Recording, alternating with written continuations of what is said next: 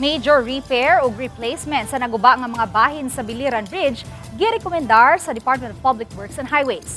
Gipagawas na sa ahensya ang resulta sa ilang technical assessment sa taytayan subay sa nag-viral nga video nga daw nagtuya-tuya nga taytayan. Sa assessment sa DPWH gamit ang bridge inspection vehicle, dunay nakitang mga damaged components sa taytayan sama sa bridge stringers, steel cross bracing ug pipila kanaluag nga mga nuts ug bolt. Rekomendasyon nila ang major repair o replacement sa na-damage nga mga parte sa taytayan nga gisugyot na sa DPWH Regional ug National Office. Matud ni District Engineer Erwin Antonio, tugutan nga makaagi sa taytayan ang 5 gross tonnage limit gikan sa 15 gross tonnage limit kaniadto. Ubos sa 5-ton limit makaagi ra gihapon sa ang mga light vehicle sa taytayan apan puli-puli lang ang magkaatbang nga lane. Padayong gidid-an nga makagamit sa bridge ang mga dagkong sakyanan sama sa trucks ug tankers.